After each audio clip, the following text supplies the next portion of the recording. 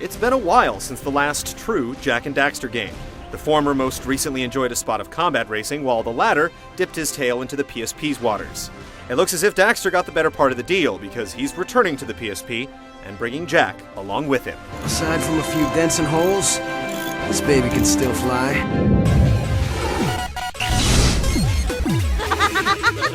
That was close. We've got to find a place to put down. This eco-storm is getting worse. This is a game about Eco, the life force of Jak's world, and it won't let you forget it. If you can find some green eco, I'll have everything ready when you get back.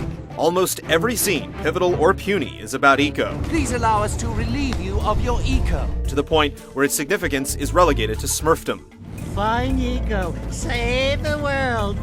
I wanna go home.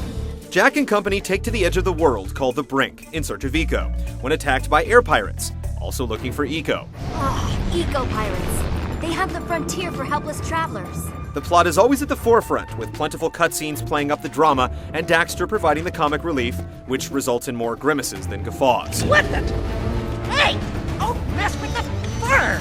Plot twists come quick but don't shock, while friendships are forged over open hostilities, making the Lost Frontier feel a little melodramatic, though there's enough to keep you interested as the plot devices trade off. We too are looking for a new eco-source to help save the world.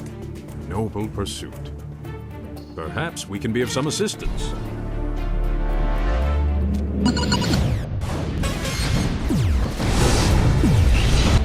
It is called the Eco Seeker, and it is said to point to any major eco source.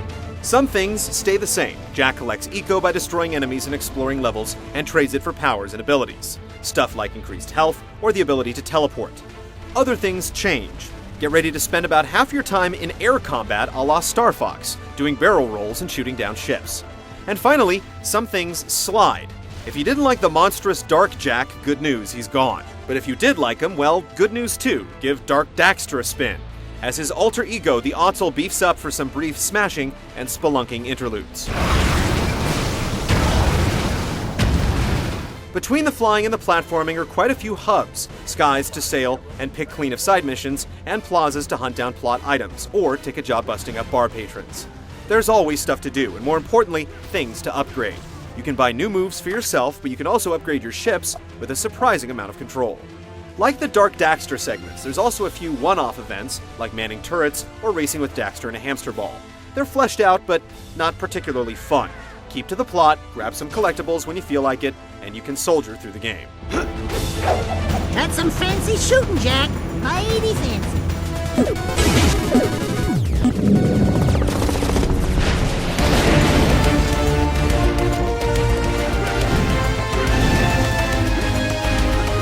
Lost Frontier's design often keeps you motivated to play, even when the gameplay gets frustrating.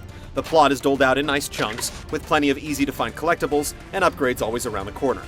Platforming is pretty straightforward, with only the occasional backtrack needed to get some hidden goodies. The eco skills make for some clever puzzles, and are utilized just enough. It's just difficult to select them on the D-pad when time is of the essence, and you're juggling shoulder buttons and fiddling with the analog stick. Combat is awkward and unfulfilling. The default attack hurdles Jak forward spastically, while both bullets and advanced melee moves give little visual feedback on their effectiveness. Gunplay is haphazard, with a majority of aiming left to the whim of the camera system. You can pan around Jak with the shoulder buttons, and it's effective for flat land, but can be bothersome for some of the more vertical moments. The army of armadillos and robots thankfully go down easy after extended beatings, while boss battles feature puzzle-like elements and life bars, so there's always an indication that Jak is chipping his way toward victory.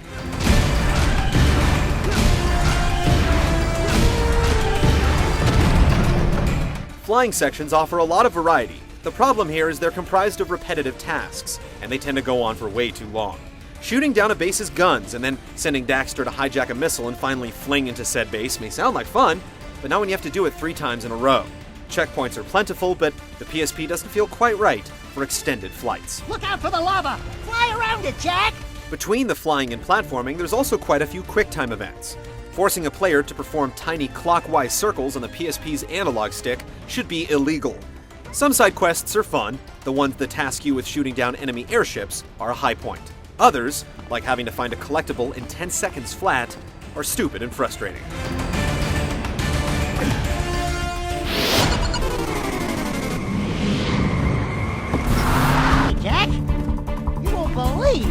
Dax. Coming. Dax. Not now.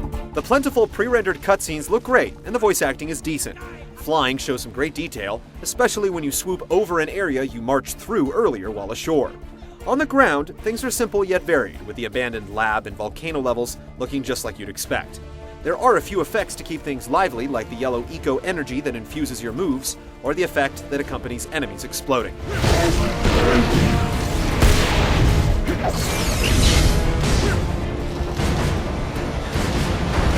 Take that, you big bag of bolts! Early on, it's easy to get lost in the Lost Frontier. The sappy story drives you on, the new flying segments feel great out of the gate, and you'll be finding collectibles left and right. The game starts to drag later on, though, with its awkward combat and repetitive in-game structure. It's not the new Jak game most fans were waiting for, but as a surrogate portable platformer, it will do in a pinch. But you better like flying. And eco. You have proven yourselves truly worthy. As our ancestors warned us, Dark Eco is a dangerous weapon not to be trifled with.